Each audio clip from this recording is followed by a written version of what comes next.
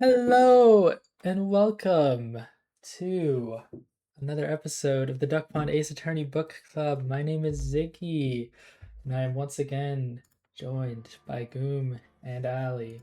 How are you Woo! guys? Good. Doing well. Nice! I love talking about Ace Attorney, and today is very. Very nice. Woo!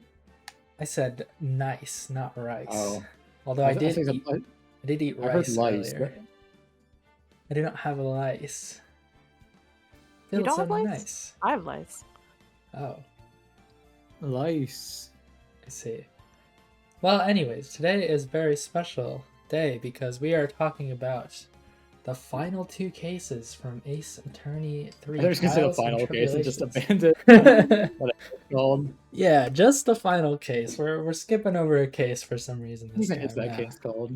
I can't remember its name. It's It's like a called bridge to the turnabout. Turnabout Beginnings. That's what it's Oh, called. yeah. Got it up on my screen right here. So Does we've got a bit to talk wait. about. We just decided to combine these two because they are very linked. I mean, we couldn't really combine the tutorial case and these two because they're And kind also of far turnabout apart. beginnings is like an hour long. Yeah, but Or as it's called in Italian, a tragic debut. uh, Italian titles are always so great. kind Sounded. of. but sad. yes, now that we have finished all of the trials, it is very clear that Ace Attorney 3 probably has the most cohesion between all the trials or cases, I mean. So, yeah, makes sense why we wanted to put these two together. But Yeah. And also because the fourth one is like an hour long. yeah. I won't keep us too much longer, but I guess if we could just have very quick opening statements from everyone. At least for me, these last two cases are pretty darn good. What about you guys? Any initial thoughts before we get into the nitty gritty? I'm much more of a fan of Bridge than I am Turnabout Beginnings. Yeah. But I think that's like most people. Like Bridge is obviously the way more substantial one. Yeah. I definitely understand why we did them together. Because it definitely increased my enjoyment doing it like immediately back to back. It's definitely how it's designed to be played. Yeah. Because I mean they are so connected. I mean, the intro of Turnabout Beginnings literally happens during the investigation day one of Bridge. Yeah. Yeah, it's super cool. All right. Well, basically, the way this case, we'll just go straight into Turnabout Beginnings. The way this case starts out is Phoenix is doing a little bit of research on some of Mia's past cases, and we get some insight into that case that happened like a year before her second trial that scarred her for life and had her not step foot in a courtroom for an entire year. This is that case. Holy crap! They had foreshadowing in Ace Attorney 3. Who could have seen that coming? But yeah, we're back to playing as Mia again. We're defending this guy named Terry Falls. He likes to bite his ball. That's something I feel like you noticed pretty quickly. It's not good for his teeth or his health at all. Like it's disgusting. No. Like it drags across the floor all the time. It's literally like his fucking leg weight that he's Yeah. gnawing on. Why doesn't anyone do anything about it? He's obviously showing like mental distress, and no one does anything. I don't know. It bothered I me. don't think people have to worry too much about his dental hygiene. Yeah. Well. Yeah, he's a bit of a lunkhead, could say. Oh. And he's also being accused of murder for the murder of Valerie Hawthorne, a last name that is pretty familiar. Also, he's on death row for having committed a murder. Oh yeah, for like what, 5 years or something? He's still been on death row. Yeah. Takes him a while to get around to doing that. Well, that is how death row works in both the Japan and the United States. The Japan. Yeah. Do you think that extends the amount of time it takes him to put somebody to death on death row, or just averages it out? I don't know. I mean, I guess later in Bridge to the Turnabout, they kind of it's still kind of the same amount of time, but I don't know. I mean, I think 5 years is pretty fast if you're judging by US times, because she was like 15. I see. Well, anyways, yeah, so this is Mia's first case. We're also having a little helper in this case.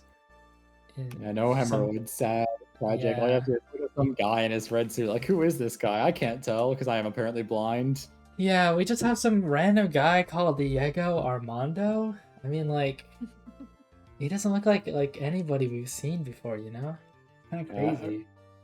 I really like his beard, like the way that it's very clean shaven. I really appreciate it. Like along with his like hairstyle, like it's really really unique. Like the spikes and stuff. I really like it. Yeah.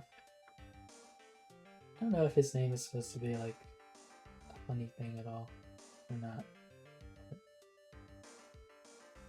That's well, what it is. I mean, you know what? Do you actually know what his name comes from? No, I Not don't. just being like in Diego. Uh, Diego Armando Godot, Oh, I see. because it's What? Godot. Spoilers. The guy who looks like Godot is Oh, Godot. I never picked up on Wait a that. minute! Genuinely, I never did. I did not know. I just figured it was Diego. Godot's name is still Godot in Japan, but Diego's name is something else. I don't remember. I see. Oh, wait. So his name before turning into Godot is still Godot in Japan? No, in Japan his name is something else. It's just not. Oh, gotcha. It's not Diego Armando. I don't remember what it is. It's the Japanese name. Okay. I can't remember the like dubbed Ace Attorney character names very well. Well, anyways, this trial is it's two trial parts actually. The first trial part is us talking to Gumshoe a lot, and eventually we also hear from the actual witness in the case. Yeah, you get to see the 10 years younger Gumshoe sprite, which is the exact same as his normal sprite with a different colored jacket. Yeah, that eventually actually does show up again. They just reuse that, which I think is kind of funny. Well, when they were using the credits, he says he feels 10 years younger because. Yeah. But I think it was cool seeing him show up again. It's kind of neat having another trial where it's just the trial day. You don't actually have any investigation. It's kind of cool. I mean, it's less time spent with Mia, but also, I mean, she's been dead, so any time spent with Mia is kind of cool, honestly. We also get a testimony from a brand new character, never seen before, Melissa Foster. Wow. Wow. She looks like really familiar. I wonder if there's something we're going to be Attorney- proving in this case. Yeah, they really are just suddenly reusing character sprites for new characters, aren't they? Like, I've never done that before. No. This is like really showing off the uniqueness of their designs. They really are like, it's so expansive. They're really showing off their art style. Like I really appreciate how every character has its own unique spin. Yeah. You know. Well, anyways, Melissa Foster. I mean, we eventually, yeah. I mean, it's Dolly Hawthorne. You figure that out pretty quickly. And I actually Everyone's remember. trial is somebody else. It's so surprising. Yeah, I think you do figure that out in the first trial part, not in the second one. Could be mistaken though. It's at the very end of the first trial part. It's what the transition is like caused by, I believe. Oh, gotcha. Okay. Yeah. This trial is also basically setting up a lot of the information we need for the next one. I mean, that's pretty much the whole point of this one anyways, but we also first learn about, like, what is it called? Eagle Hill, I guess, and, like, the area surrounding that. A lot of the stuff with the bridge as well, like, part of it being broken off. An incredibly The dangerous dusty, bridge. the dusky bridge. Yeah. The Dusty Bridge. Yeah. But it's just a dusky bridge in this case. No one calls it that yet.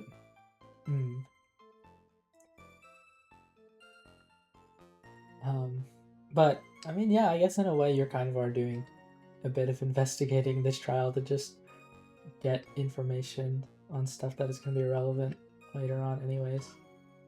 It really makes it feel like one big case in the end, as this one is mostly just backstory for other stuff you have only heard rumblings about, and then it will help inform things later on. But I don't know. We eventually learned that what is it? Melissa is actually the other woman that is escaping my name right now, Dahlia Hawthorne, and at least outside of that, I would say the biggest thing that happens in this case is the whole thing that got Mia scarred, which is Falls dying from poison. Kills himself in court. Yeah, because Dahlia told him to, I guess. Because she's got her wiles or whatever. I don't know. Everybody, when she goes into a courtroom, everybody just immediately likes her and does whatever she says, so.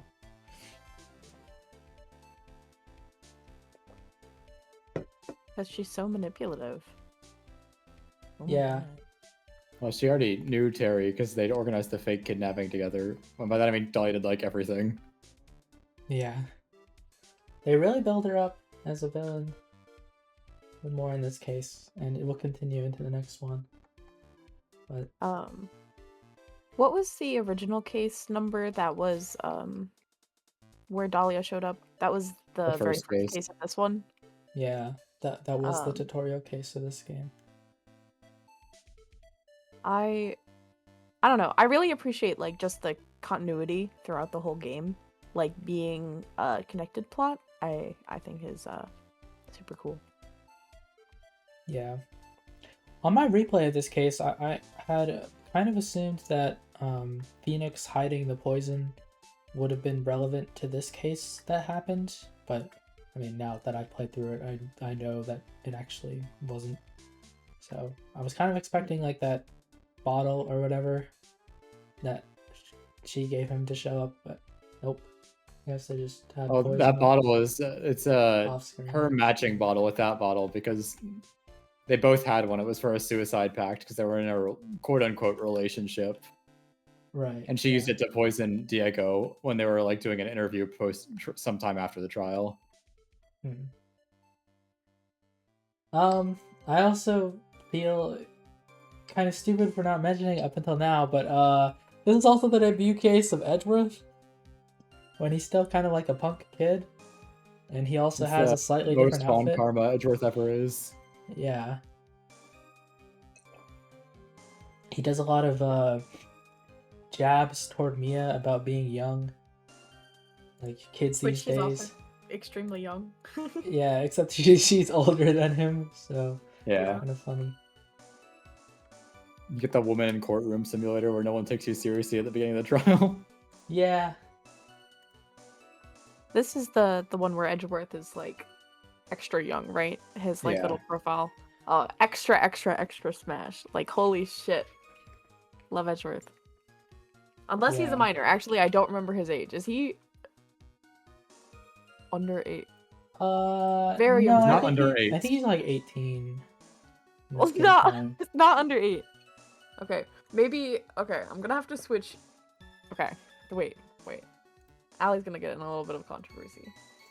I don't between remember. 9 and 35. I would have to go back to the case and see his profile, except it might not even be on there. So In my head he's 20, but I don't actually know. yeah. At least for I can't find anything on the wiki, so no idea. But we get a bit more of that Edgeworth Ace Attorney 1 charm in this case, I'd say, where he really is a menace. So that's kind of funny. But then also he's a greenhorn, so then he lets well, I guess not his witness, but the defendant die. Like, what the heck, Edgeworth? Why'd you do that? Well, it was a foregone thing that you would lose anyway, because they say in Ace Attorney 1 that Edgeworth hasn't lost a case yet. Yeah. So if you remember that, and when you're playing this case, you'd be like, oh, well, I'm not going to win, am I? Yeah. And also, I mean, like, there was the whole entire build-up of this in the first case where it's like, well, something bad's going to happen. Yeah, they foreshadowed it. A reason why Mia stopped doing any cases for a year. You do get Canadian judge though. This is And I would say, yeah, that is cool. I feel like you really get a lot of the Canadian judge's personality in this one. I really started to notice him not being so sure about things during this trial. his famous catchphrase. I'm not sure how I feel about car thieves, about many things. Yeah. He's not sure how to feel about a lot of stuff. And I feel like I can relate to that. Yeah.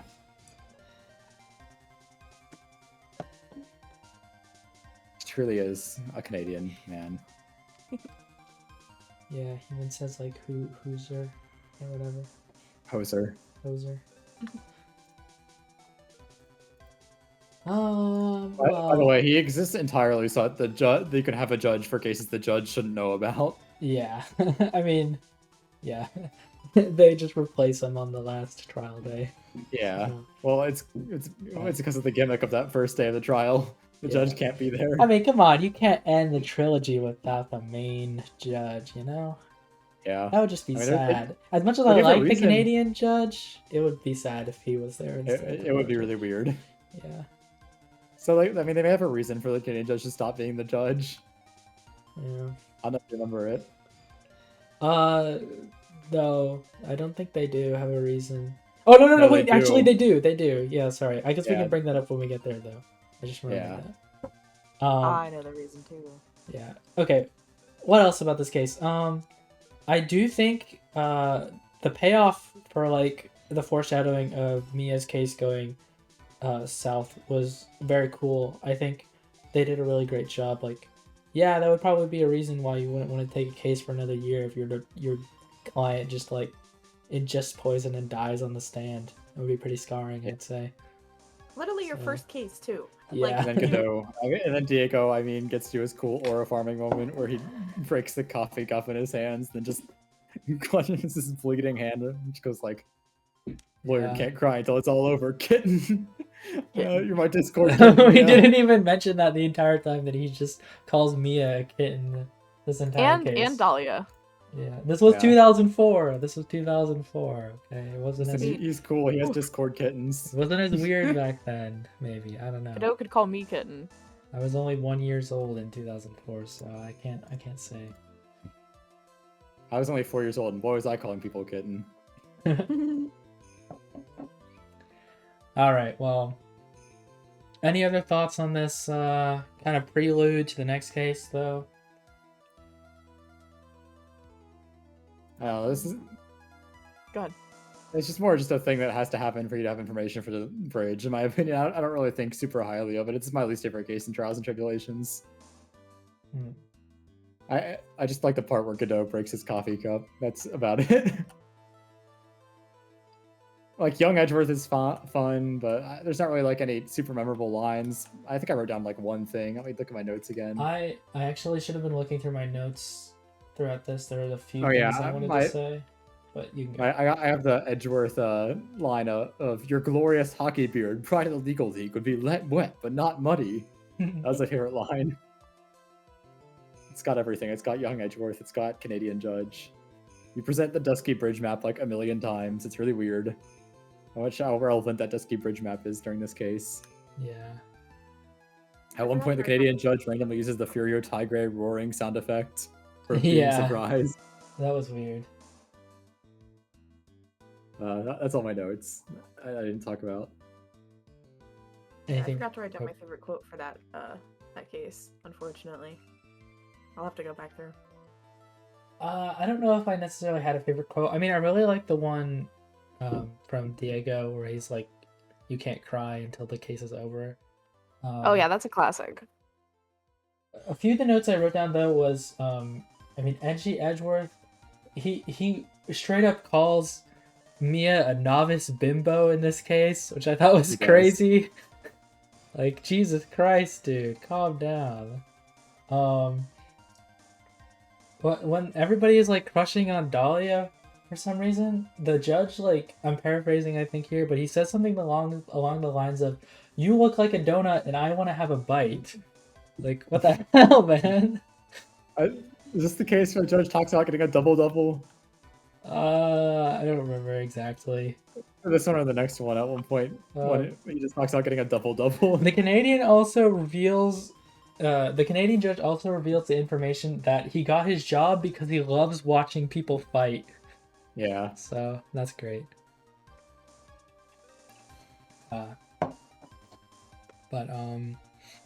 Yeah, otherwise I think the only thing I have to say about this case is I like the foreshadowing with Phoenix like looking back at this case, and you can also kind of just see like the IV next to him. So very strange, like why would there be an IV next to him? This doesn't make any sense. It's because he eats through getting IVs every night. Yeah. All right. We're gonna do a ranking for the stuff now, or we're gonna wait until we're done with everything here. I mean, this counts as a separate case, I guess, but We should do the ranking now, I think. all right. How will we do the ranking now then? Let's start with you, Goomb. All right, let me look at my motion chart because I didn't have this prepared. Sorry. Yeah. You know what? I think that this case makes me feel fine. I don't have very strong opinions about it. Yeah. It's just a thing that happens, which is kind of weird to say about a case where a guy kills himself on the stand, but I don't know. I just never really found it. It just has like a good ending, and then the rest of it just kind of is there. Yeah. Like, that's fair. I do feel like you don't gain much by having it be playable and not just like a flashback thing. There's stuff you do gain, but like it's minimal, you know? I don't know. Yep. I see that perspective. What about you, Allie? I would disagree. I get definitely with the context of the last case, I feel like it bumped up my rating of this one a lot. I put it only underneath Rise from the Ashes 1-5. So in S tier. Ooh, I really like okay. the case. Dang. But also I have a really bad memory of the previous cases now. So like as we go on, it's like I'm gonna like it more because I don't know, we've played it more recently. I don't remember them based off the numbers. Yeah. It's always good to look back at them and see. Let's see. For me, I'm gonna go ahead and put this above Turnabout Memories. So that was the tutorial case to this game. I think this one was better than that one, but not like by a huge margin or anything. I just I like the mystery behind this one, and also the ending, of course. So yeah. Okay, well then let's get to the meat and potatoes here. The final case of Holy Ace cow, it's just Attorney. like the case. There's meat and potatoes in the case. Trials and Tribulations. Case, what's it called? I have it here. Wait. Bridge to the Turnabout. Which is a way. I really like the name Bridge to Turnabout. That is like a localization invention. The Japanese one is called The Splendid Turnabout. It's a reference to a thing that happens. Oh, yeah, that's... And the Italian title is just the final confrontation, which is really bad. Thank you, Italian titles, for continuing to disappoint. Yeah, Bridge to the Turnabout. That is very, very apt and good. There's a bridge. Yeah. And a turnabout. That's true. And you go you go take the bridge to go to the turnabout. Except sometimes you fall off of it, but that's okay. Well, you fall off the bridge and you don't get involved in a turnabout for like an extra day. Yeah. But that's okay because your best friend takes over for you. Yeah. They're friends. Well, the way this one works is it starts out pretty slow. You mostly just go along and hang out with Maya and Pearl pretty much when they want to go like to some spiritual training things. Pretty early on, we meet a major player called Bikini. I don't remember her last name. She doesn't have it. Bikini is her temple name, so their name is just Bikini. Sister Bikini. Yeah. Sister Bikini. Big fan of Sister Bikini, personally. Yeah. She's awesome. She's got jiggle physics on her cheeks. Like, that's awesome, you know? Yeah, I feel like I've had this thought before, but I really do feel like I always underrate Bikini when I'm playing this case. She's a good character. Yeah. But she I is was- like a completely new character who's kind of just introduced for the last case so they can have a witness on the first day. Mhm. And like everyone else has like been a major player for like the entire game. Yeah, whether you know it or not. Yeah. For that reason, I was really worried about her being like a evil person throughout the case. And so I was kind of glad to see that she's just kind of a good person that's in an unfortunate circumstance. But thinks the best of people. And in my playthrough, they kind of gave her like a 40s smoker voice, and I don't know, it just made me very endearing of her. Hmm. I don't really know how I would describe her voice. Maybe describe it as like a grandmother or something, but like Yeah. a really hip like a- grandmother.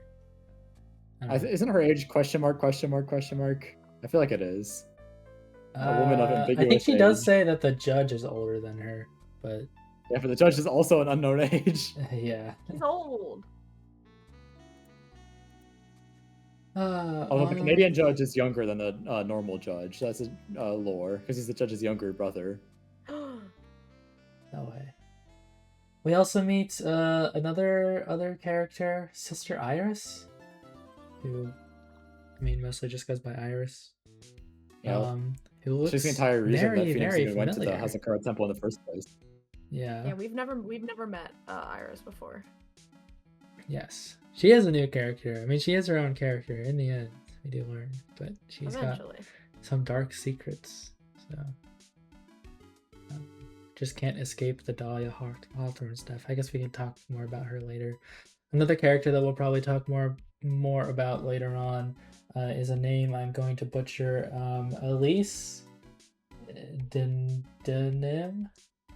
Don't know, like pseudonym. Donim. Elise Donim. That's how I've always said.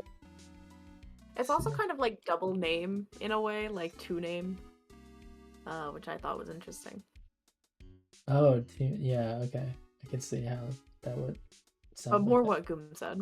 Yeah, she has her own theme song too, because everyone in Trials and Tribulations gets to have one, I guess, except Bikini. Poor Bikini. Yeah, but she's pretty cool. I like how she's like, she just has a staff with her. I mean, it doesn't really make much sense outside of the context that you get later, but. I thought her staff was sick. She's like a mystical freaking lady, which I guess is your first kind of clue. Yeah. And then we also get the introduction of a brand new character that everybody knows and loves already somehow. Larice Dunan. Maurice. What a guy. I wouldn't say everyone loves him. I love Maurice. I would say everyone in the case tolerates him. I love how they introduce him with his new name. But there's like a little bit of a hint, you know? We just get a whiff of what's to come, and then he appears. It's the freaking guts! The star of the first half of the case, Maurice. Yeah. He has a pretty big relevance in this case, I would say. At least mostly for the first day, but He's a bad person. yeah. He has some problems. But he's trying to He's trying to throw away his identity and start over because Larry Bus is such a failure. Yeah. He finally realized. So he's Trying to just be a following Elise painter. around. What a guy. I would say that's all the really major players we learned about on the first investigation day. Yeah. I don't know. I mean, you go over, learn about the bridge and stuff. It's kind of cool. Also the inner temple things as well. And then we have the very, very, very exciting end to this investigation day, where you find out that Elise has been murdered, and it looks like Iris step on murdered bikini. her. You step on the bikini, and then you run to the bridge, and it's on fire, and you try to run across, and then Phoenix falls into the river and dies. And you get a great animation of Larry looking down at you. It's a pretty pog ending to the first Yeah. investigation day. I'd God, say. that would suck if the last thing you see in your life is Larry Butts' face. Oh my god. Yeah. Oof. Well, if it stinks. Yeah, it's probably the Butts. Yeah, I remember being super excited by the ending. This first investigation day when I first played this trial. It was extremely cool. And I thought it was so exciting. I knew what was happening. So yeah, I mean, they do kind of pull the thing again that they did in Ace Attorney 2, where Maya kind of gets separated from you. But they definitely, it's a much more of a slow burn on this one. I mean, it literally happens at the end of the investigation day here, so. Definitely worth it, though, I would say. Yeah. yeah. And you can kind of, like, guess at a certain point, and, like, I feel like it was very fulfilling as the player. How do you think Elise feels being with Turner Gray as like the victims you talk to before they die? Yeah. Everyone's favorite good person, Turner Gray. Well, after that, we get another huge reveal that it is investigation day, and also for the first trial day, we're going to get to play as Miles Edgeworth himself. Yippee yippee! Phoenix somehow miraculously recovers, and well, he's not fully recovered yet, but he's at least. Well, he fell onto the bridge, but what happened is that he got a really bad cold because he's Phoenix, right? Yeah. So he gives all his evidence to Edgeworth, and then And he Edgeworth also has is attorney's off. badge and the Magatama. Yeah. Here, take this. You need it. And then Edgeworth goes off and does investigation of his own, which I think is pretty cool. After 3 games, we finally get to play as Edgeworth, at least for a little bit, which is awesome. I like how Edgeworth consistently refers to the Psycholox in the Magatama segments as Psycholox the entire time you play as him. Because he just misheard Phoenix and Phoenix is trying to explain it. Yeah, his interactions with the characters are so fun. It's really nice to just see how he does things. One of my favorite interactions is when you present the Magatama to Gumshoe and he just bites into it because he thinks it's candy or something. Yeah. It's just Gumshoe is Edgeworth's teenage girl. Yeah. Then there's at some point you're like talking to Gumshoe. I don't remember exactly where this happens, but like Edgeworth mentions that prisons feed everyone 3 times a day, and Gumshoe starts considering like committing a crime just to get into prison. That's how poor he is now. Oh, I think I missed that. I can't exactly remember where this quote came from. Oh yeah, I guess you're talking with Gumshoe, and the topic comes up of calling people liars, and he's like, "Yeah, I think we should call people who say the truth truers." So that's quite the, I don't know, idea. Yeah. I also like There's the little stuff. Oh yeah. There's a lot of great lines you get from the Gumshoe Edgeworth conversing. Yeah, I like the interaction they have where Gumshoe is like, "Edgeworth, I need to reveal one of my darkest secrets to you. Are you ready?" And then it's just like something about elementary school. Yeah. Then Gumshoe mentioning the paper badge from 3-3 Recipe for Turnabout. And Edgeworth's just like, how could this country's legal system fall into such utter decay? Seriously. He's saying what we're all thinking. Yeah. And then also Edgeworth and Gumshoe like talking where I think like to themselves while talking to Bikini. They're just going, do I really inspire the sort of frothing desire from the female masses? Yeah, I took that screenshot. So many great moments from Edgeworth and Gumshoe. You get to learn that Edgeworth doesn't know Pearl, which I mean, like, I guess makes sense because I don't really think they talked during 2.5, but I mean 2.4, but it caught me off guard. It is such a strange thing they bring up. Yeah, I was like, I just like, I guess, yeah, they never really did talk, did they? Yeah. There's a line that plays every single time you present evidence to Bikini that she doesn't care about, where they just have a reference to like Material Girl, where they say Bikini is an immaterial girl in an immaterial world. So that's something. Oh right, I had it written in my notes right here. The truth is Gumshoe wanted to be a wizard when he was a child. The top yeah. top secret. Can't let that get out. Also, apparently Edgeworth sucked at origami as a child. I don't remember when Yeah. that came up. It's when you're talking to Larry at the very end of the day, if you look at the flags on Right. it on the Heavenly Hall, they talk about it. And Edgeworth goes, "No, but now I can do it perfectly. It doesn't matter. It doesn't matter." Yeah, a bit of a complex. He freaks out a bit. It's great. Uh, You want a crane? I can give you a perfect quarter-inch crane without a single flaw. yeah.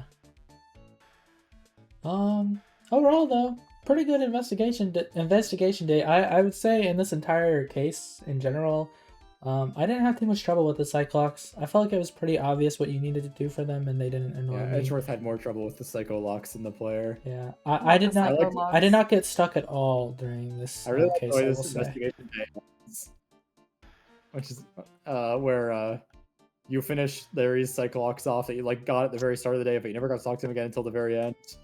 And then like while you're in the process of breaking them, Larry mentioned that he saw something amazing.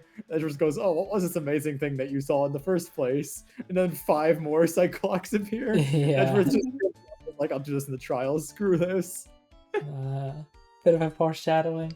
Yeah, I think that's a great way to end the day, though.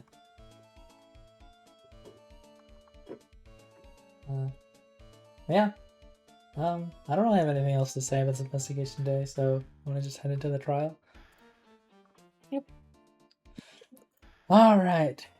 Trial day 1. We got a part 1 and a part 2 here, as with all of the cases in this game, I think, and also Ace Attorney 2. I can't remember.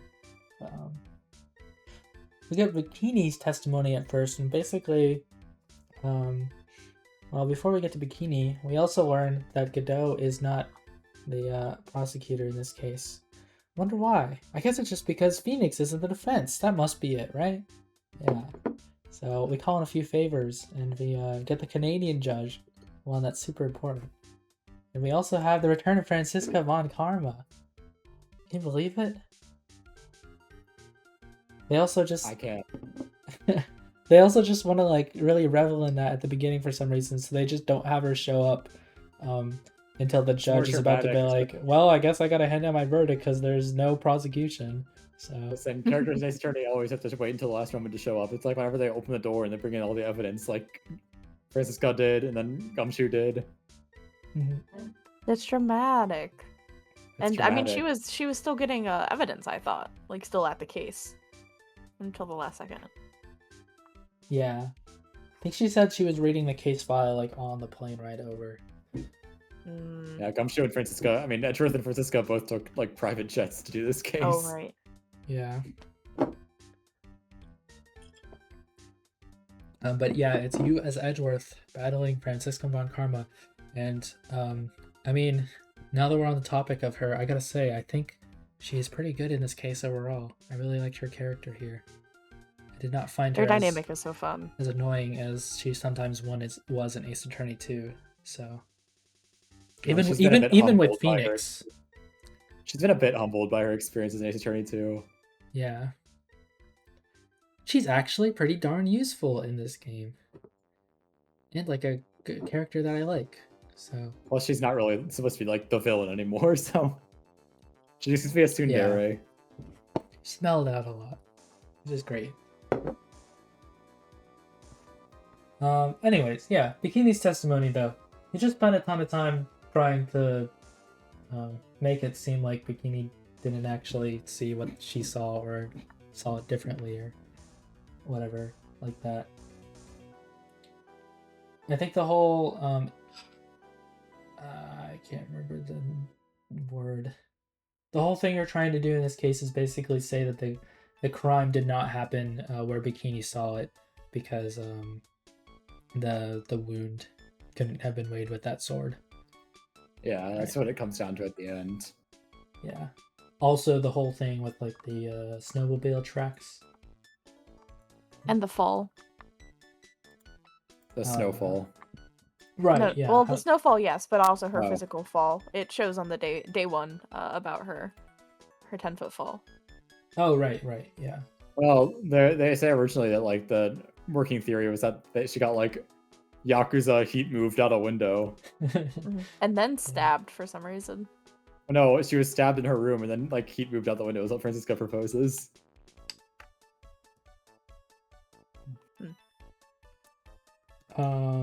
Let's see. I don't exactly remember when this was said, but since I have it in my notes, I'll say it now. Apparently at one point Edgeworth did research, and apparently he knows that Godot drinks 17 cups of coffee per trial, so I thought that was pretty interesting. Just that's like recorded data that the prosecutor's office Yeah, I don't think I noticed that. I probably saw it, I just didn't like take note of it. I was like, huh.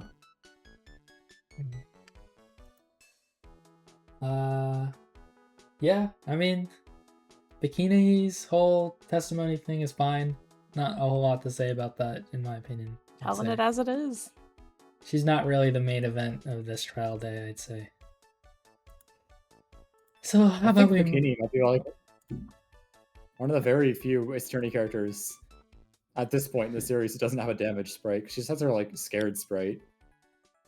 That's true, yeah. She just kind of reuses that.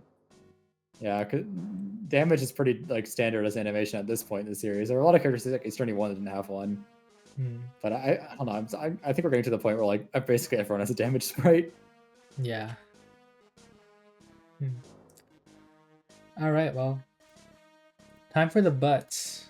How about that? Oh. Yeah, you I don't remember the exact like context for getting later onto the stand, but they need someone who saw the bridge while it was burning or something like that. Yeah. I don't remember the exact reasoning. And then we need like, some proof. They say they need only an idiot would pass Dusky Bridge in the middle of the night. Yeah, only an idiot would be watching the bridge, standing outside watching the bridge in the middle of the night in this like really cold weather. Yeah. Unfortunately, we know such an idiot, so we're able to call him to the stand.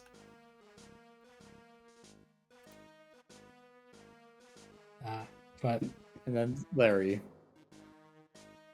Yeah, what a freaking testimony. What a freaking guy. I'd say Larry's at like his craziest in this one. Although I did immediately get a penalty because I presented the wrong evidence on this one, I know that. So he immediately tripped. Oh, I don't know that. I don't remember what happened. I got penalties during this case. I just don't remember when because I played this a while ago. Yeah, you have to go against his statement of not meeting anyone on the bridge that night and just show him that yeah, he met Phoenix that night. So. Oh yeah. Phoenix, right? Yes. I kind of really appreciate how many things that they managed to pack into that like 30-second segment of Phoenix going to the bathroom. And then finding it, like how many little details that he has to piece together from that. I think is neat. Yeah. Wait. Sorry. Which part? For which thing? The part in the first investigations segment when Phoenix goes to Turlet and talks to Iris, and then the murder happens. Oh, okay. Right. And then talks to Bikini, and then talks to Butts. Like how many times that they play back into that like short segment? Oh, and with Misty. And stuff. Like I really appreciate how much lore they actually packed into that beginning section, so it doesn't feel like a entirely useless like Who's Misty? just setting up the story, because it's setting up the story and more, you know. Yeah. Okay, I see what you're saying. But then we get to the famous section of this case where Larice reveals his painting of the burning bridge, and I'm gonna say something controversial. Yes. Everyone always says his drawings are so bad, but like they're not. It's a pretty good drawing. Yeah, they're good. He probably did not have a lot of time to draw this, so the amount of time he had, pretty good. In the cold too. Yeah. Yeah, but then you notice in the drawing there's a flying silhouette of a person, which Larry claims is Iris coming to fly to meet him. Yeah. And Francisca realizes this is the second trial she's involved in, then where one of the key figures is a flying defendant. Okay, well, now that we've gotten to this flying person part of the testimony, Allie, since you were the only one here who has not played this trial before, what was your reaction to seeing this for the first time? Do you have any theories about what it could be, Like, if you can remember? I did, like, notice that the drawing was, like, off from the bridge. And just the way that it was, like, drawn in the hair, like, it really seemed more like a, like, falling than a flying. Especially because flying is not something that's been established necessarily as a magical power in Ace Attorney. Yeah. Unless, like, there was some, like, huge magical surge. Flying? And, like, That's stupid. That would never happen. Also, now let me just change all of my physical proportions to turn into this person. especially because they made such a point in the circus one that, like, they were flying, and it's like, no, they weren't. Like, there were things that caused it so that they weren't flying. Yeah. And I don't know. I, like, that kind of rang in my mind, and I'm like, yeah, this is... And they showed, like, the clip of Larry, like, really early on that he was, like, looking upside down. I'm like, oh, okay, he drew it from his perspective. Oh, And it so felt that like tipped when you they off? realized it. That also. Okay. But it felt like it dragged on fucking forever in the case when they were trying to figure it out. And I'm sure, like, for a player who maybe didn't catch on to it, it's like, what do you mean? But, like, the first two statements is, like, from Godot is like, why don't you turn the painting upside down? And then it's like 50 lines of text later, and then they're like, oh, wait, the image, it's upside down. Oh yeah, I'll have some stuff to say about that later when we get to that part. It kind of annoyed me a bit, but yeah. Okay, well, Godot is just that's backseat interesting. on the Yeah, trial. you almost, just because of that one CG, you almost immediately tracked that. Yeah, it was upside But down. I felt like it wasn't So- as important as, like, other parts of the case, like, nearly at all. But it felt like they went on that one for a long time. Yeah. I guess Um, yeah, never mind. It Well, is they have to important. start with that so you can get to the hard part to figure out. Yeah. Yeah, they needed to establish, like, where the actual murder took place. If the bridge was out, then, like, how could the body have ended up over? If the bridge is out, how can I get to the turnabout? That's true. Well, they did a lot of playing with the time and the weather, which I really appreciated, and, like, using the same evidence over and over. Yeah. Even though there was, like, a ton of evidence, it felt like you really got the worth, like, of use out of everything. Yeah. I mean, I still don't think this is the most evidence you've ever gotten in trial. I think Rise from the Ashes had Rise from the more. Ashes, yeah. Yeah, that was is a the record lot. for the most. That's like 3 pages worth, so. I could just Crazy. confidently say Rise from the Ashes had more without even Yeah. like checking. Although this one does have moments where you actually throw away evidence. I know that. So. Oh yeah, the first day testimony. Yeah. I mean, I know there's one on the second trial day that you just throw out. I can't remember. Oh, it was Iris's testimony that you throw out. Because it's all That's just. that's it what I was was saying. all Her first day lies. Oh, yeah. testimony. Yeah, right. Sorry. Iris, you liar. Freaking liar. Okay. Well, only the things I have to say about this is I like this line from Bon Karma where she says, "If you want to hang yourself, you need only to ask. I'll gladly lend you my whip." And then Oh my goodness. I like She's really calling back to the first case of Ace Attorney 1. Yeah. Mhm. I like Oh. the part in the case where the judge mimics her after she says, "You huffy puffy, loosey goosey excuse for a whimpering, whining wuss of a witness." Like he just That says was that great. word for word, except he adds his A at the end. So that's great. And then finally, probably one of my favorite parts of the case is where I think Clarice reveals that Iris was flying in the picture, and just like Edgeworth, Francisca, and the judge saying their words are like, "Are you?" And then the judge says, "Hi, she's really high up." Huh. She's really, that girl is really high in this picture. Yeah. I thought that was a neat detail. I like my hadn't favorite line in this realized case is before. Edgeworth. My favorite line in this case is also in this day where Edgeworth just is like grumbling to the start of the trial. Is there some sort of kick me sign stuck to the defense's bench? Or Yeah. something like that. He's not used to what it's like to be in the defense. You just immediately everyone hates you. He finally realizes. Yeah. Alrighty then. Well, I guess we can move on to second investigation day here. A lot of stuff happening on this one. You finally get back to playing as Phoenix, because he's all good now. Well, he still has a fever. Oh yeah, he And a cough coughs a lot, on this day. which is a bit of a shame. But let's see what goes down in this day. I mean, you do some more investigating. You also go back to the training hall, and there's a real-life Cyclops there. Whoa! What the heck? They made them in real life? I want to buy, like, merch of that. That'd be crazy. They're called trick locks, right? And they only have like one key. Yeah, but they look like Cyclops. Mm-hmm. So, that's pretty And cool. they've got the little the symbol, the Megatama, on it, so you can tell that it's related to the face stuff.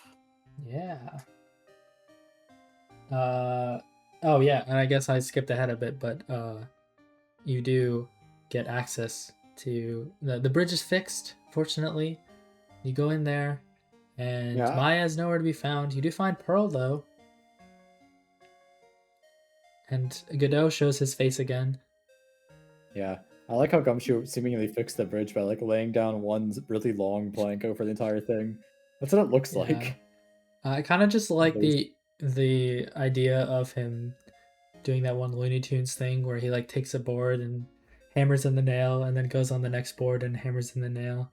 Yeah, I think that's what he was doing during the trial. Yeah. Yeah. I think you also get a fun assistant for like half of the investigation. I don't remember when this starts and when it ends, but because she's not there the entire time, but you get to have Francisca cursed being your assistant moment. Because Pearl doesn't want to follow you around. Yeah. You have to Pearl's have being Francisca emo. follow you around instead. He's so sorry, Mr. Ray. She like wants to break into the garden. She says, "Can't we just Yeah. do whatever you Americans do, where you just break into places and if you get caught, you're just like, oh, whatever." That's great. It's also some part where like Francisco's talking and then Phoenix goes, "Hey, it's just the fever talk." He thinks to himself, "Hey, it's just the fever talking," but she's kind of cute. And then she whips him. I don't remember that one. I must have missed it. It might be optional dialogue. I see. Yeah, it was fun investigating with Francisca though. It is. I like the part where when you get into the inner temple, there's the gravy on that one tapestry thing now. Yeah. And she says, "Oh, so you Americans, when you run out of paint, you Americans use gravy as a substitute. I see." So goofy. Perfect. I think she also has her line with the most fools. I was trying really hard to understand this. She says, "A fool's fool fools fools who foolishly accept the foolishness of a fool's fool." So she's really outdone herself on this one. We also get Francisca and Larry interaction on this one too. He really wants her to model for him. So. The hit novel Franzie's Whippity or story or whatever you'd call it, Franzie's Whippity Whip Trip. Yeah.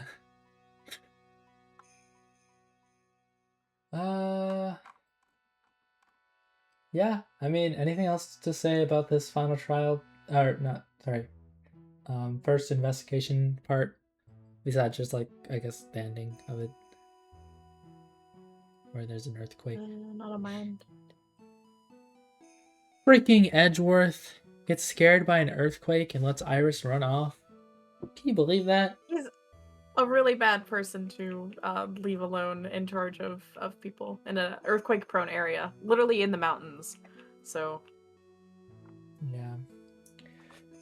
And then they go and put 5 real-life Cyclops on the thing. Like, what the frick? Why would they do that? Oh well. But you do the next investigation day. We don't really have to go in order for this one. Just talk about whatever. In this one, you learn a lot more about Godot, but also more mysteries sort of pop up around him about why he hates Phoenix Wright so much. He claims that like Maya is dead, basically, I think. So, yeah. It really builds a lot of tension.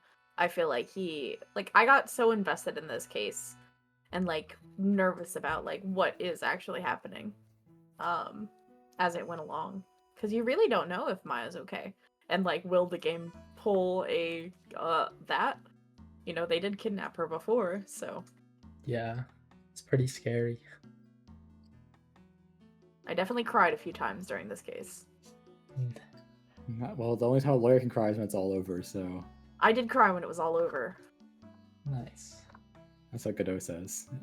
He does. What else we got in this case? This part.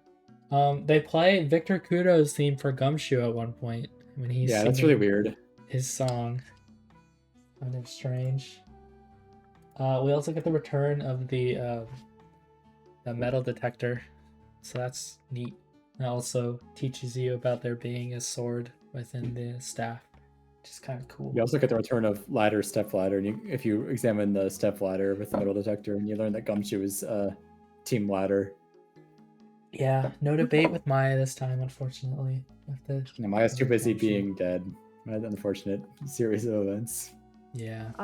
With the staff, I thought that was super cool. And it reminded me, because my dad literally has a staff like that.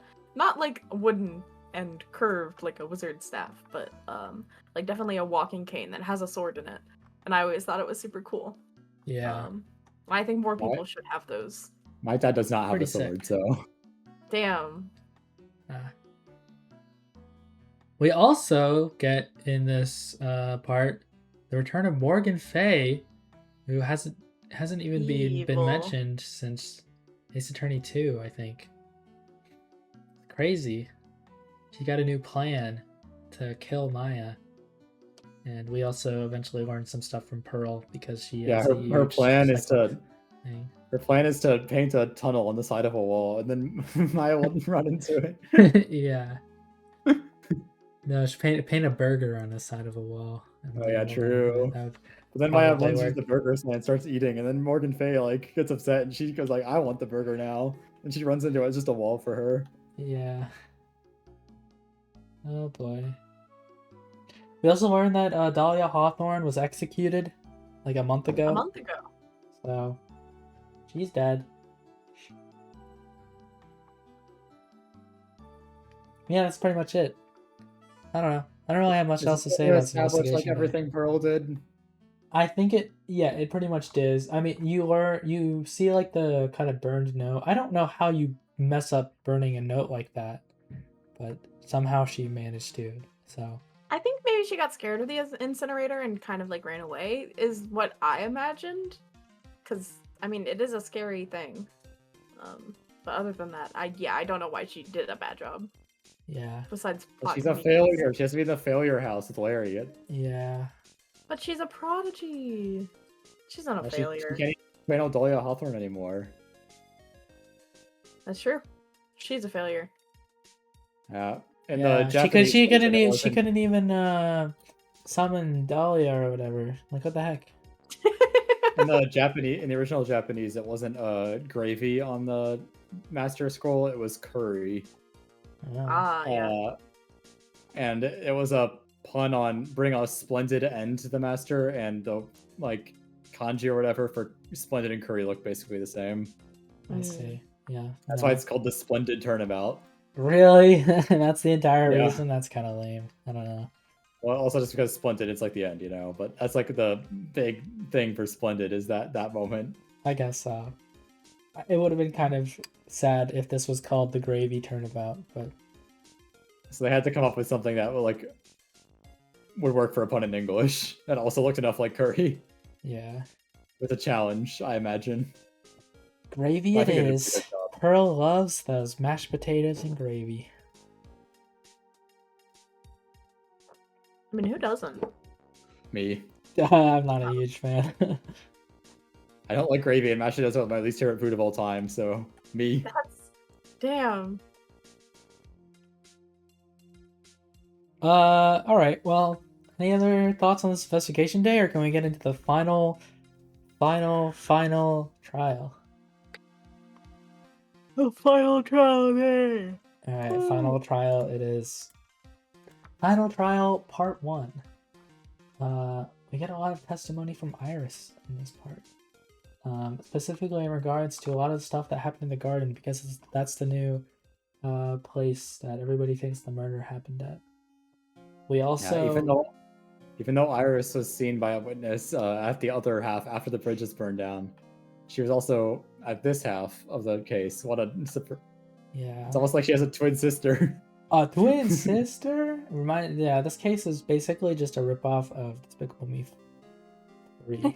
So yeah, I mean, it was established in the previous investigation that Iris and Dahlia are twins, and also Dahlia is dead. So it comes out during the witnessing that the person we have on the stand is not, in fact, actually Iris. It is Dahlia. yeah, And she is Ghost. crazy revelation. Sorry, But before that, we also have to go through the section where you need to prove that the painting was upside down. And as Allie was kind of alluding to before, I don't know why, but I felt like this was overly complicated. I don't know, I just had a really hard time proving that, not proving that the bridge was upside down, but just getting to the point where I could say that it was upside down. I don't know. It felt overly complicated. Like, it was just one of those moments where I'm like, I know what the thing is, but I just can't prove it because you're not giving me the tools to prove it. So that's kind of annoying. Yeah. I don't know. I mean, they even have... He says it line 2. Yeah, it's like they even have stuff in there too as well. It's like, oh, we need to turn this case upside down, and it's like, all right, but I don't know. I guess they can't just have like a choice box where you say like the painting is upside down. So okay, I guess so. They could. But, well, whenever they have a choice box, it's always like the lamest possible way they can reveal something. yeah, I don't know, but the alternative is me getting annoyed. So I feel like you should be able to rotate evidence like you used to in Rise of the Ashes. Well, this is on the Game Boy Advance. I know, yeah, I know. that is the unfortunate part. And they were actively, like they were like almost 90 completely degrees. out of space. Oh yeah, that would have been really cool if they could have just added that in for the remake, though. But alas, it's okay. It would have made that part feel a lot better because it was kind of clunky for sure. Yeah, but I mean, I don't know. I think it's obvious that it's upside down, but the thing that you probably would not assume is the fact that the dead body is being like swung across pendulum style. Yeah, The massive gorge. that is a pretty big Which mystery. is fucking insane, actually. What a crazy... And her, like, the rope happens to slip off exactly at the right time. Yeah. So it falls out, and she falls 10 feet. Yeah, of course. Yeah, sure. I don't I think also the kinda rope didn't happened to realize slip off. that I think it was taken off. I also kind of didn't realize that the part she was thrown off from was higher up than where she landed. That's kind of, it didn't really look like in any of the pictures like that to me. Did you want like a topographical survey of the area? Yes, I did. They basically gave us that. It should have been. It just doesn't look like it's that much higher up, but 10 feet's not too much, but... It was 10 feet because she was swung up in the air pendulum style, not just because it was higher up. I see. But yeah, at the end of this one, it is revealed that is in fact not Iris, and it is Dahlia Hawthorne, in the body of Iris. Or wait, supposedly. I don't know. You figure it out at the next one. Well, they know it isn't Iris immediately because Iris can't channel people. Yeah. Doesn't have any spiritual power, or So enough she spiritual does. power to do that. Yeah, here's where we're getting into probably the 2 best trial days in the entire game, I'd say. Pretty good. This whole second trial... Oh, whoa, wait, what the heck? I'm looking at this now. You literally only have 1 testimony in this part. I didn't even realize that. I thought you had a little bit more. You have a single testimony, and after that, it's pretty much just presenting evidence like through the dialogue. Kind of crazy. Yeah, you're trying to figure out if Maya is dead and where is Maya. And it turns out that Maya was there like the whole time. What the heck, guys? Maya's been there the whole time. She's the one that channeled Dahlia. I think that's a great twist. I agree. Although you probably could have figured it out the moment you learned that Pearl wasn't able to channel Dahlia and that it could be stopped by somebody else channeling her. So, but it was a little bit more complex than that, thankfully. You know, even if you did guess it. Yeah, I mean, technically 2 people channeled Dahlia, so. Yeah.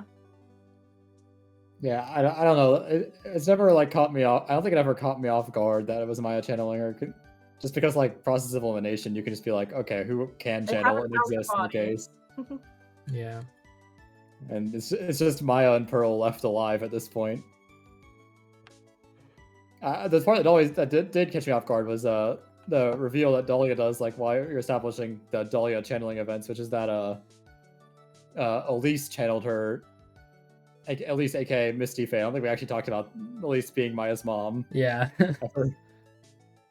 Which is revealed during the investigation for this part. Yeah. But Dahlia establishes that Elise was channeling her like around the time of the murder. And then during Dahlia's testimony, you actually find out that Elise was killed while she was channeling Dahlia, so it's effectively a murder on Dahlia, kind of. Yeah. Somebody trying to kill Dahlia. Even though she is already dead, so a bit awkward. But we get a super cool scene with Gray, Dahlia, her soul, like getting, I don't know, banished to hell. It's awesome. Once you prove to her that Maya's the one who could be channeling her and that she's a complete loser. Yeah. Dahlia really subverting like the Machiavellian tendencies of Ace Attorney villains by completely failing at everything she does, which is I always think is a funny twist where you're playing it and you're like, you know, she really hasn't succeeded, has she? Yeah. Not a single plan has worked out in the long run, at least. So I like how she has a bunch of different sprites and she's like evil now, though. Pretty cool. I'm not Iris. I am evil Iris. Yeah. Evil Iris doesn't want to date you for 8 months.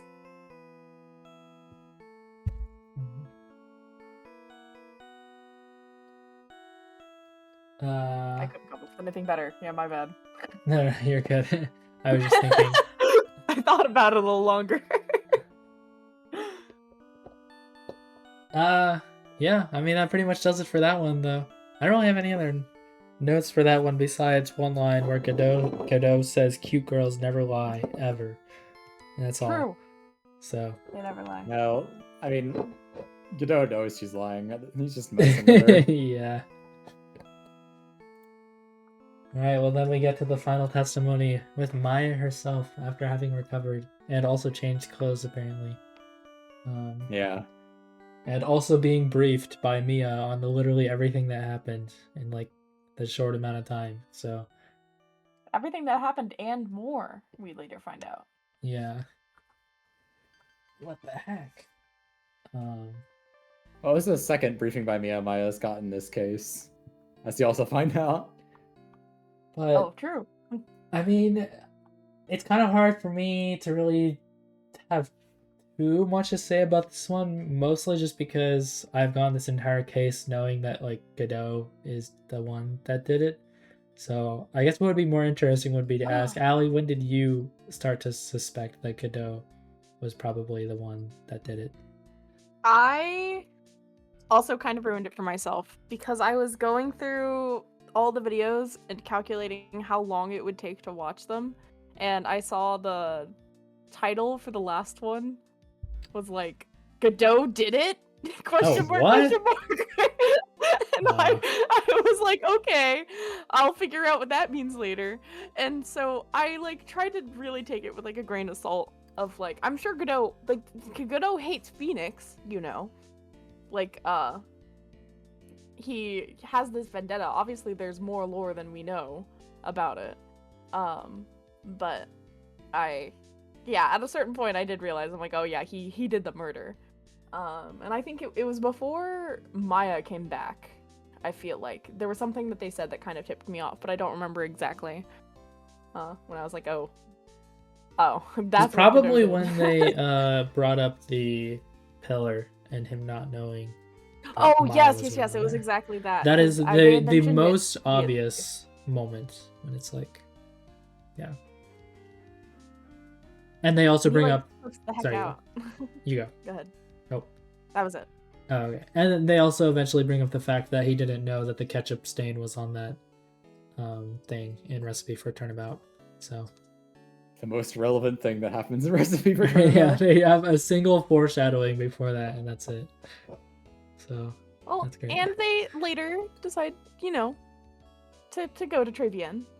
So it has two. Yeah, man.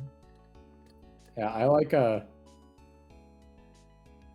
them at the murder scene, just the giant square of removed snow. It's like an incredibly confusing thing to see in a murder scene. Yeah. It didn't get questioned, I feel like, early enough. In the case. I think they taught that if you examine it when you're investigating, they do point out that it is pretty weird that Oh, do they? it like looks like this. I see. It was not weird to the Pixel partners, it seems. One thing they didn't really dwell on at all that I thought they might have done was the blood on like the dagger. I thought they were gonna do something with Godot not being able to see that, but I guess because it's not on like a white background, he could have noticed it. But I mean, they didn't take that off at all. Blood on it, right? I think so, yeah. I think he just didn't know where it was. And also, how the hell did it even end up behind the tree, anyways? I don't get that. So at this point, like where it is post murder, I think Godot does want to be caught. Yeah, that's why he's like the getting only into way. stuff. He's just So trying to like make he sure wouldn't want to people dispose of the can dagger anyway. Yeah.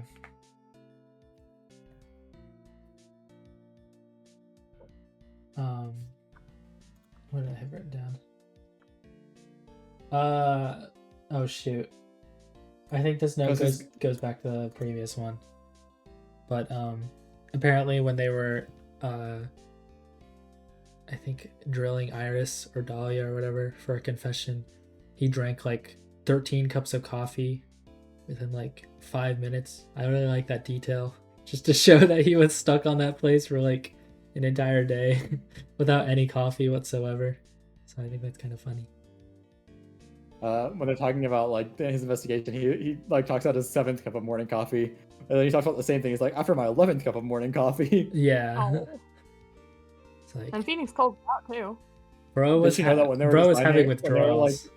When they were planning out Trials and Tribulations, they were originally gonna make Godot like an alcoholic who would drink alcohol, but that would bump up the game's age rating in Japan, and they ended up with coffee instead, which is way better. Yeah, I think coffee is way better. It would not make much sense for it's too dark, the alcohol. A prosecutor to be drinking a bunch of alcohol. I don't know. That would just. He's coping. I think that would just make him kind of lame. Yeah. What? I mean, I agree with Ziggy. It would make him a lot lamer. But I think the idea, or like, that's part of why he like talks in metaphors so much, is that it's like the idea of like the drunken master. But it got adapted without like him drinking at all now. No, I think coffee is caffeinated. I mean, on all like the metaphors and stuff they have with like the weird ass metaphors he has with coffee, it's kind of funny. So Phoenix calls them coffee-knees during this trial. Yeah. I mean, he literally says in his backstory, the reason he woke up from his coma is because his doctor had a coffee in the room. So, he had coffee sitting out and he smelled it. Yeah. Can't smell alcohol, or at least... You can totally smell alcohol. Oh, wait. Yeah, never mind, I'm stupid. We get a cool objection, though. We also get the return of the cornered from Ace Attorney 1. Now, that's pretty epic. Are you talking about the very, very end of the trial? Yes. Yeah. I also presented the evidence and thought I got it wrong immediately. So. I think that's the exact same style thing they do, where they're like trolling people who save scum, but I don't know, because I always get it right. Yeah. When Godot goes to the unlimited penalty. Yeah, he put that up. I only had 1 health bar left anyway, so it didn't matter. I had 4, so take that. Nice. But I do really like the Phoenix and Mia double objecting, and then Godot's just like, wow, all this time, she was just living on through you. Everything I was doing for revenge is completely pointless. Yeah. He completely destroys him with facts and logic. Yeah. It's crazy. It's very hype moments in Aura, the like slow-mo double point. That's like the moment of the game, in my opinion, I think. Yeah. And then Godot getting to Aura Farm one last time before he presumably dies in prison, based on like the end credits. Where he just says, where like after his breakdown, his wound from the dagger reopens and he has like blood running down his face. He just goes, "Color red doesn't exist in my world. These must be my tears." Yeah. Very Aura Farmy. Very cool. Cries when it's all over. Very cool breakdown. I mean, it happens from the prosecutor's bench, so maybe not as animated. Second as time this has happened, but yeah. You know, it's like the real rival. Like Manfred von Karma only existed for that one case, so it's a bit more surprising that he's the killer, than, in my opinion, at least. I know, I would agree. I think it's very surprising, but also they only really ever mention another guy being there on the very last. Not even in the investigation. They only mentioned another guy being there in the last trial, like I think part 2. So it's because they're accusing Maya and they have to realize, okay, well, Maya didn't do it, and if this is actually what happened, you know. Well, the only person who brings up the third party there is Maya. Mm-hmm. Like Dahlia never saw Godot at the murder scene. He just stabbed her from behind. That's right. Yeah, there was no light at all. Yeah. The only way you could like guess if it's just by noticing that like Godot wasn't present at all on day 1, which is really weird, and he immediately shows up at the temple half on day 2. Yeah, he's just palling around. Because the murderer has to have been stranded on that side, and only Maya, Pearl, and Godot were there. Yeah, although they don't really explicitly show that Godot was there. He just kind of immediately shows up when you make it there. So yeah, it's a little bit wishy-washy if he actually just showed up or not. Well, he claims that he like was heading there with the police, but he actually wasn't. He just was there the entire time. Yeah, and nobody questions him on it. Yeah, Phoenix should have like sniffed Godot to see if he'd taken a shower. We needed this homoerotic sniffing scene in Ace Attorney. Yeah. You've been wearing these clothes for an awful long time, haven't you? Francisco, they actually do bring that up, that he like didn't change his clothes at all, because Maya's like, well, he has no cuts on his clothes, so he can't be the killer. Oh, that's right. That also brings up one of my favorite lines from this, where Phoenix says, well then, maybe the killer took off his clothes before he committed the murder. Yeah. Just the idea that Godot did that completely naked is a very funny image in my mind. I have to be naked to protect Maya. It's my job as prosecutor man. Yeah. Well. But then you find out what the point of the mask is. Yeah. It's to protect the blood in his mask. That was the whole point of it. Yeah. But the reveal of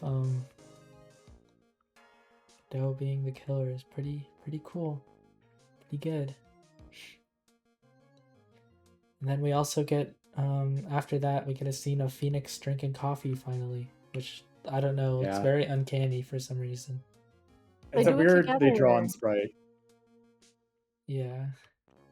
It just looks weird when Phoenix suddenly gets like a completely new expression. Because like like getting hit by coffee is like a barely edited version of like the injured sprite Phoenix has. Yeah. You know, but like the Phoenix drinking coffee is like an entirely new expression. You've like seen all the expressions for like how many games is this now? 3 games? 3. It's just weird. It's suddenly a new one for this moment. Yeah. I will say also, we were mentioning the callbacks to Recipe for Turnabout. What's it called? Recipe for a Turnabout, I think. Oh, Recipe for Turnabout. Okay. They also mentioned, or the callback to when the power went out.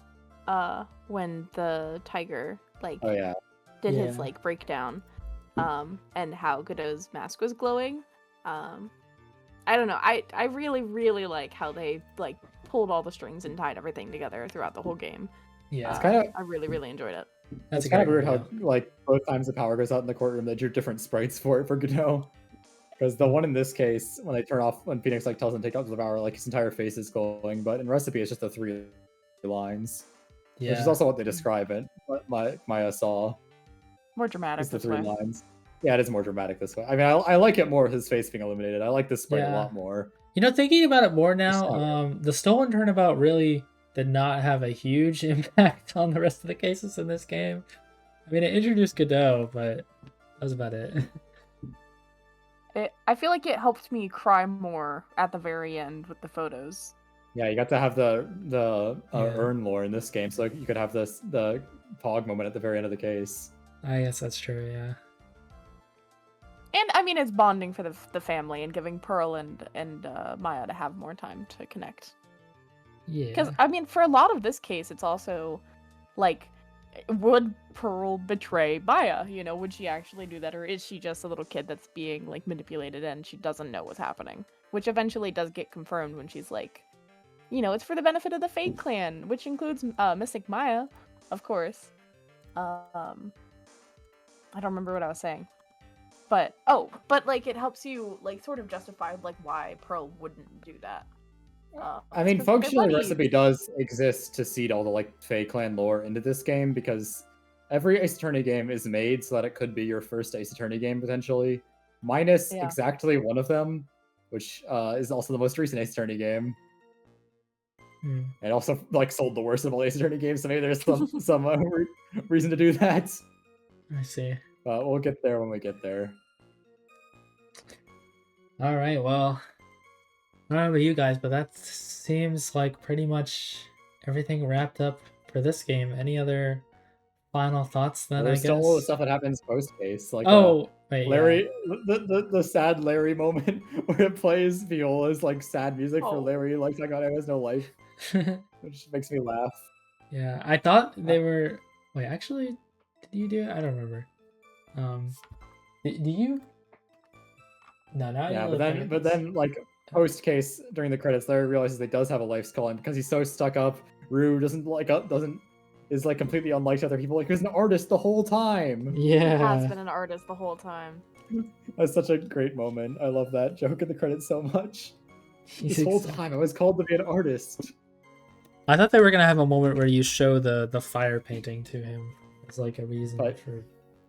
Well, they already you can have exactly one show, and they wanted to have the show Pearl, so they couldn't do that. But I also didn't think that at one point. But then the best one from the credits is when Old Bag shows up for no reason at the very end of Grace. She's just like, "Where is everybody?" I'm back from vacation, everyone.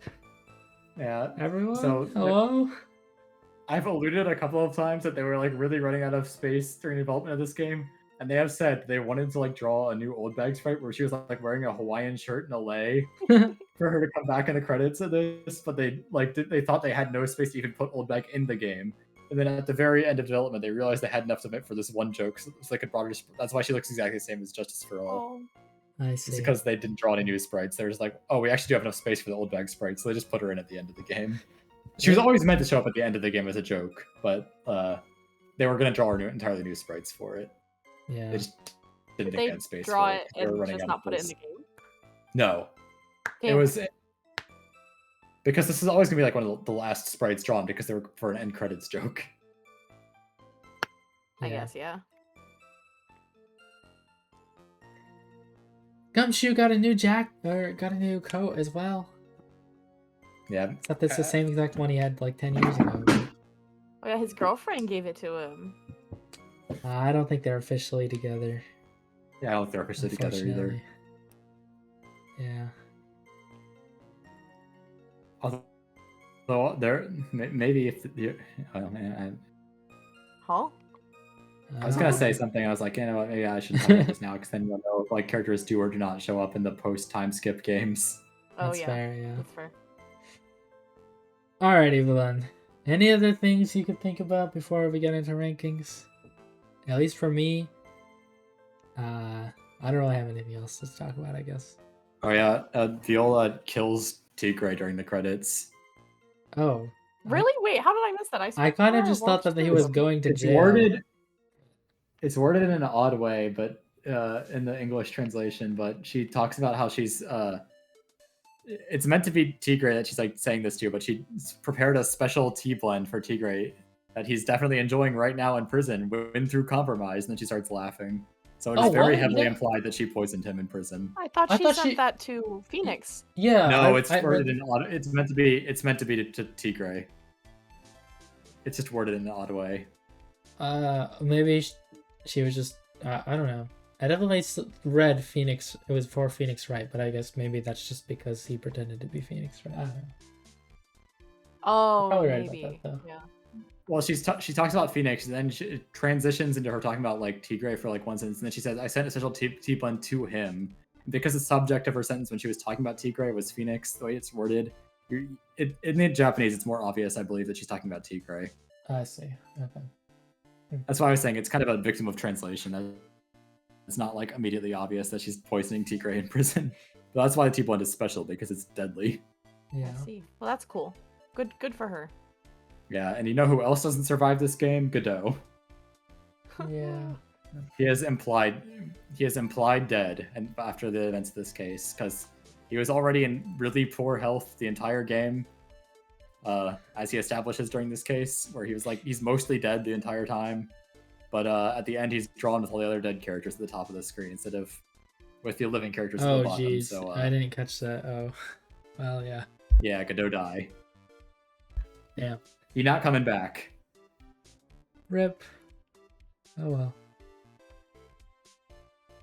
Because he is a very complete character. There's nothing more to do with him. He has a full arc. Yeah, I mean, I can kind of see it. His love, the love of his life is dead, you know, and he can't constantly ask Pearl to be her because it's kind of weird, you know. Yeah, I would hope he would not do that. What else does he have to live for? Well, what he thought he had to live for was empty all along, because he was just trying to get revenge for like his own inadequacy, as it turns out, because he sees himself as someone who should be protecting like everyone around him, even though it's not really something you can realistically expect of people. I don't think. I don't think the game really thinks that either, because Yeah. like It's honorable, Godot's his beliefs in himself ultimately lead to him committing murder. So I mean, He was because, very, like, the he entire was reason very why the case prepared to happened- kill a child. He was So allowed to do it though. yeah, he was for to kill a child. Well, the entire reason why the case happens is because he could have just like gotten rid of the note or told Phoenix. Like either of those things could have happened, because he saw the note before Pearl even did. So like he could have just disposed of it entirely. And then I guess Morgan would have found some other way to communicate or plan to Pearl, but like he really didn't like try at all to prevent the thing from happening. He's just like, well, this is going to happen, but we can stop it at this point. Then I'll be the one who stopped it, and I'll be the hero. yeah, It's a very selfish motive, even though it is like disguised selflessly. Because like I think he thinks he was being selfless when he's doing it initially, and then he comes to the realization that like this is all completely preventable during the trial. Or and yet at some point Phoenix after the was the murder. one that wanted to go across the burning bridge. Yeah. Like a fucking idiot. Godot. Oh. No, loves like a Maya so hero compared to Godot. I mean, Godot is pretty definitively a villain in this case. He's sympathetic, but like He saved he- Maya. from a situation that he let her be in. Yeah. Should he have gone to the police? Like Nobody Yeah. needed to die. He didn't need to kill Elise. That's what I was saying, is that he could have just gotten rid of the letter before He- Pearl saw it I mean, in the first Allie, place. he was. No, but then- He said like What? he was ready to kill any one of them. Like if Pearl had turned into her, Yeah. he would have killed Pearl. If that had gone through. did he really say that? Yes, he did. Yeah, he, he he says was that. he was absolutely ready to Damn. kill Pearl, if Pearl was Dahlia. So it just I so thought happened it that was like Elise. specifically because Elise was okay dying for Maya that they had agreed that he would kill her. Like Well, you know, Elise- like it's like I turn into a zombie, you kill me, you know, because I don't want to live Well, like that. The thing about Hmm. like the Godot, Elise / Misty, and Iris team up is that like they're all ultimately trying to like justify themselves for the sins of their past without even like talking to the people who they think they owe things to, which I think is fun, like thematic relevance, and it also is completely why the murder happens, because they just don't communicate at all with anyone. Yeah, they don't believe in Phoenix at all. That's kind of ironic. Even though he's the It- one who it's like well set up. almost It's sacrificed thematic himself resonance to with, like, save the idea Maya, that so. like at the core of Face Attorney is like this idea that ultimately trusting in good people is what wins things out. And they were unable to trust in anyone, even though they're trying to like prove them. They're trying to like they're trying to like atone for like hurting all these good people in the past, but they're just like causing more bad things to happen because they don't talk to anyone. Yeah. And this is why you should get a good. therapist. It's good to talk to people and talk thematic, about your problems. Thematic resonance about with like the setup of the. It's good. He was in a coma for 5 years, so I guess it makes sense. Wasn't justified. Also, funny thing about the English translation, because Red White's name was translated as Red White, you get the extra layer of his pun name, where Godot couldn't see him being as like the true person responsible for Mia's death because he blamed Phoenix for it. He couldn't see Red White. Whoa! Not done intentionally. Oh my God. Whoa! Wait. Wow. Wait. Well, I don't think it was done intentionally, at least. Yeah, I don't know. That's cool though. Okay, well, anything else? Good writing. Yeah, Nope. I agree. Okay. All right, let's rank this last case then. I'm gonna go first this time. I put this case, and actually, I'm just gonna go through and list out my final case rankings now, because I actually did go back and watch the older things. I know my rankings now, from least liked to most liked for the entire trilogy.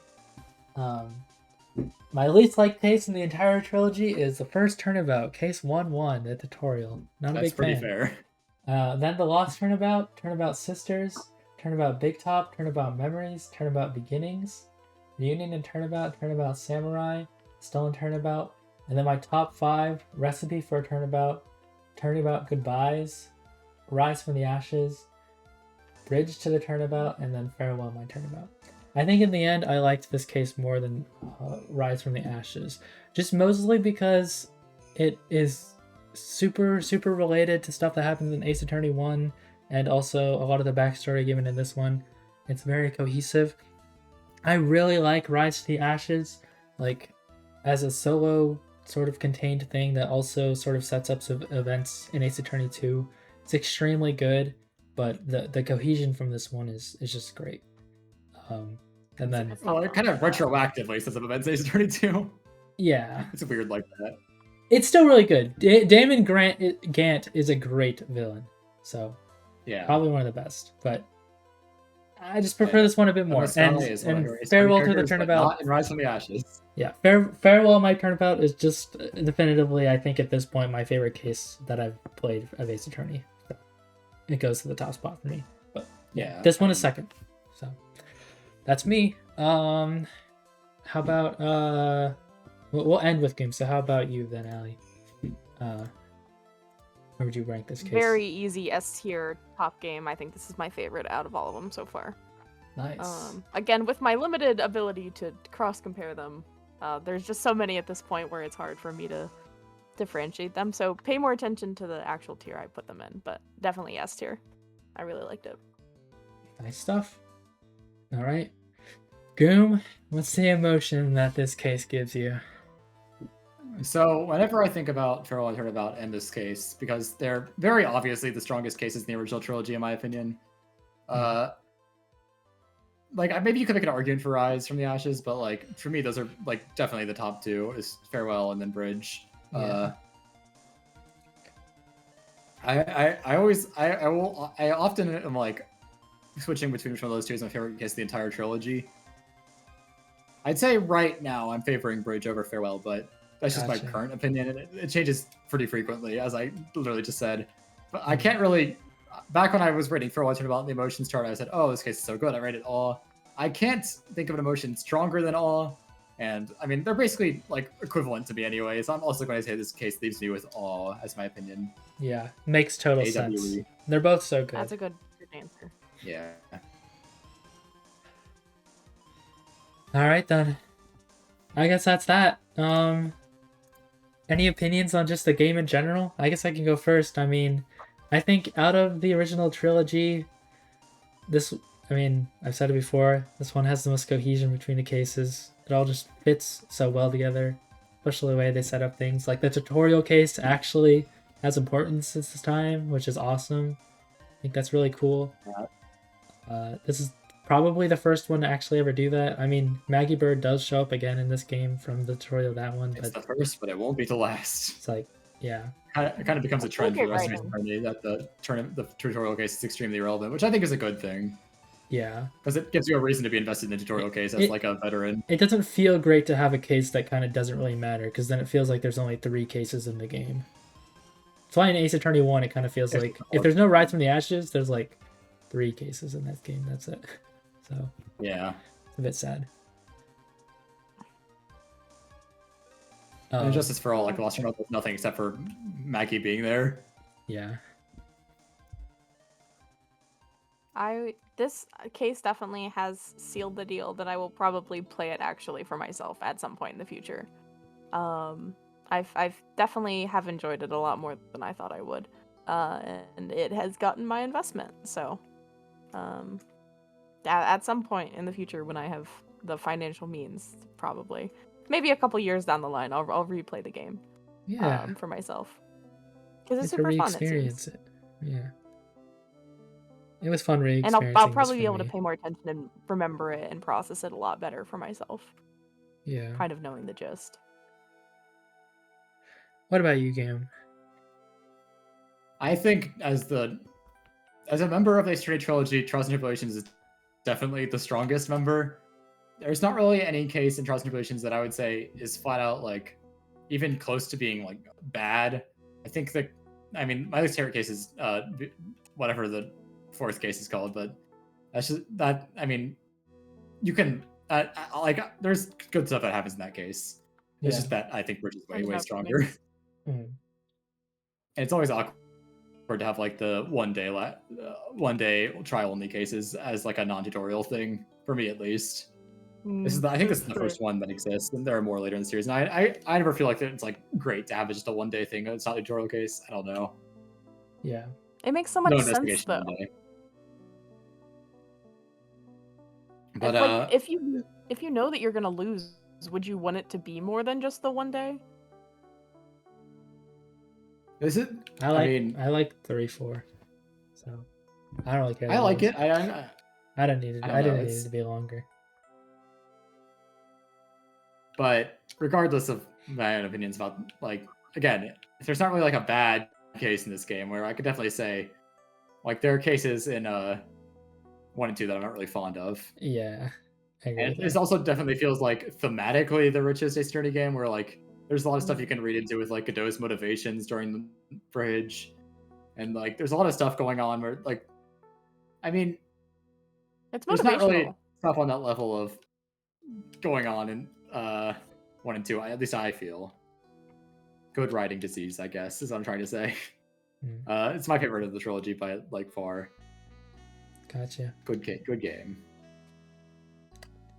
Yeah, I was going over it in my head earlier. I just really have a hard time deciding which one out of these, the trilogy, is my favorite. I guess I could say with more certainty than not, Ace Attorney 1 is probably not as good as 2 or 3, in my opinion. Just because Rise from the Ashes was a thing that was added on later, and if you take out Rise from the Ashes, it's like, I mean, it's pretty good. It's a great start to the series, but not as amazing as it could be. But with Rise of the Ashes, then it gets a little bit closer to those two. I just really like that case. And then Ace Attorney 2, I mean, it has my favorite case in the trilogy, so it kind of just gets elevated for that.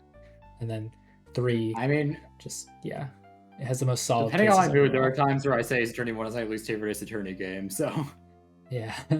There are 3 Ace Attorney games that are in that boat, and this is the first one. The other 2 have not been seen yet by this. Okay, yeah. I would 100% agree with you, Goomb.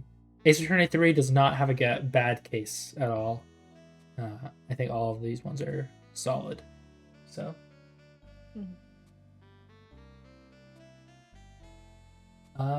Okay. I guess that was all our thoughts on this game, and then maybe its comparisons to the other games. We already did our rankings, so I guess we'll be wrapping. I should maybe do a final Smash or Pass comparison number. My ratio. Oh yeah.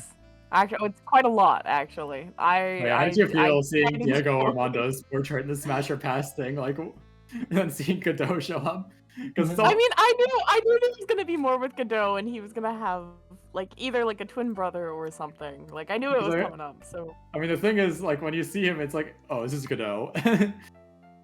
100% it's Godot. Yeah.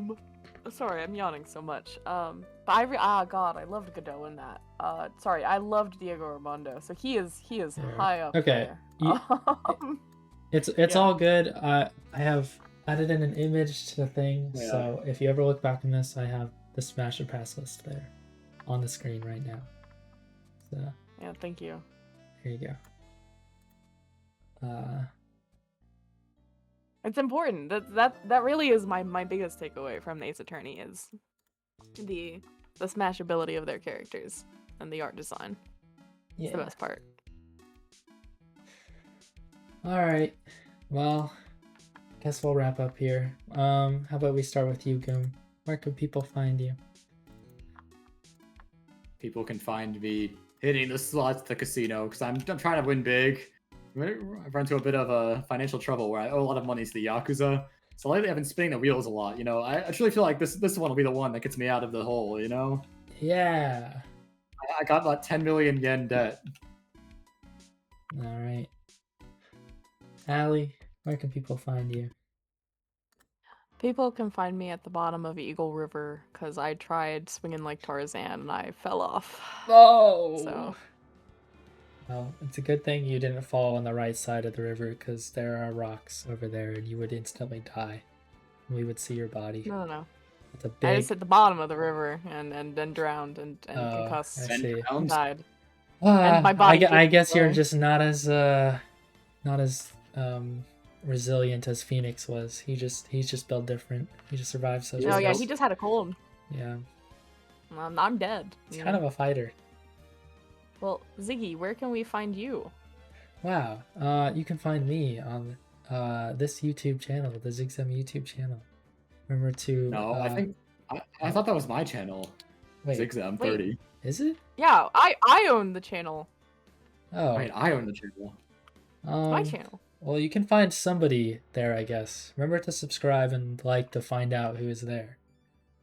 And yeah, that'll do it here. See you next time, lawyers. See you next time on the Ace Attorney Duckpond Book Club. Yeah, everyone who watches these videos has like a bar degree, right? Like they're all lawyers. Yeah. Yeah, every single person. Be back eventually with a new we game. did say you're not allowed to watch these videos if you're not a lawyer, right? We'll be back. Yeah, I think I mentioned that at one point, maybe. This is part of your bar certification course. Like, what do you mean? We'll be back eventually with some other game of the series. To be determined what the next one is. So look forward to We're gonna have that. a conversation about it right now. But thank you so much for being here, you guys, and you don't get to be a part of our conversation, viewers. Yeah. See you in the next one. Bye-bye. Bye.